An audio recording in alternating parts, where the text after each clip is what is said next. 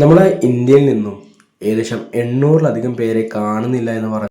ജനുവരി 1 മുതൽ 15 വരെ 807 ആളുകളെയാണ് മിസ്സായിട്ടുള്ളത്. അതിൽ 509 വുമൺസ്. ഒന്ന് ആലോചിച്ച് നോക്കുക, സിസ്റ്റംസ് ഒക്കെ ഫെയിൽഡ് ആണോ എന്നുള്ളതാണ് നമ്മൾ ചോദ്യം ചെയ്യുന്നത്. നമുക്കൊരു വീഡിയോ കണ്ടിട്ട് വരാം. ഹായ് ഫ്രണ്ട്സ്, ഈ പറയാൻ പോകുന്ന കാര്യങ്ങൾ കുറച്ച് സെൻസിറ്റീവ് ആണ്. അതുകൊണ്ട് കൂടുതൽ കാര്യങ്ങൾ വെളിപ്പെടുത്തുന്നില്ല. എന്നാലും വിഷയം എന്താണെന്ന് പറയാം. 2026 ജനുവരി 1 മുതൽ 15 വരെ 15 ദിവസത്തെ കാലയളവിൽ ഡൽഹിയിൽ മാത്രം 807 മിസ്സിംഗ് കേസാണ് റിപ്പോർട്ട് ചെയ്തിട്ടുള്ളത്. ഇതിൽ 509 പേർ സ്ത്രീകളും പെൺകുട്ടികളുമാണ്.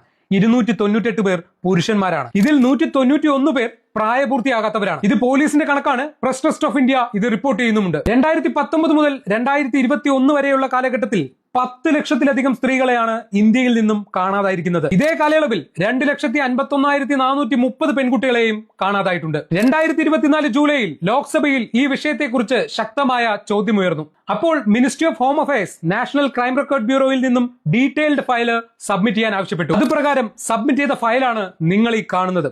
18 വയസ്സിന് താഴെ പ്രായപൂർത്തിയാകാത്ത കുട്ടികളുണ്ട് ഈ ലിസ്റ്റിൽ. 2018 മുതൽ 2022 വരെയുള്ള കാലയളവിൽ 9.3 ലക്ഷം സ്ത്രീകളാണ് ഇന്ത്യയിൽ നിന്നും മിസ്സായിരിക്കുന്നത്. ഇത് ക്യുമുലേറ്റിംഗ് ഡബിൾ കൗണ്ടിംഗ് അല്ല, ഓരോ ദിവസത്തെയും ഫ്രഷ് കേസുകളാണ്. ഇനി ഏറെ ഞെട്ടിപ്പിക്കുന്ന ഒരു സത്യം കൂടെ പറയാം. 2026 US ഡിപ്പാർട്ട്മെന്റ് ഓഫ് ജസ്റ്റിസ് പുറത്തിറക്കിയ റിപ്പോർട്ടുകൾ പ്രകാരം ഇന്ത്യയുമായി ബന്ധപ്പെട്ട കുറേയധികം കാര്യങ്ങൾ എപ്സ്റ്റീൻ ഫയൽസിൽ വ്യാപകമായി റിപ്പോർട്ട് ചെയ്യപ്പെടുന്നുണ്ട് എന്നാണ്. അതായത് വിദേശത്ത് നിന്നും കുറേയധികം പെൺകുട്ടികളെ ഇറക്കുമതി ചെയ്തിട്ടുണ്ട് എന്ന് എപ്സ്റ്റീൻ ഫയൽസിൽ റിപ്പോർട്ട് ചെയ്തിരിക്കുന്നത്. 2022 ഡാറ്റ പ്രകാരം ഈ 5 സ്റ്റേറ്റിലാണ് ഏറ്റവും കൂടുതൽ മിസ്സിംഗ് കേസ് റിപ്പോർട്ട് ചെയ്തിട്ടുള്ളത്. ഗവൺമെന്റ് എന്തുകൊണ്ടാണ് ഇതിന് പ്രാധാന്യം നൽകാത്തത്, അന്വേഷിക്കാത്തത്? നമ്മുടെ നാട്ടിലെ ഒരൊറ്റ വാർത്താ മാധ്യമങ്ങളും ഇത് റിപ്പോർട്ട് ചെയ്യുന്നില്ല, ഇതിന് പുറകെ പോകുന്നില്ല എന്നുള്ളത് ലജ്ജാവഹം. ഒരു സിനിമയിൽ പോലും സ്ത്രീകൾക്കെതിരെ വിദ്വേഷം നടക്കുമ്പോൾ അതിനെതിരെ ഘോരഘോരം പ്രസംഗിക്കുകയും വിമർശിക്കുകയും ചെയ്യുന്ന സ്ത്രീകളെയും ഒരു സ്ത്രീ സംഘടനകളെയും ഈ വിഷയത്തിൽ കാണുന്നില്ല.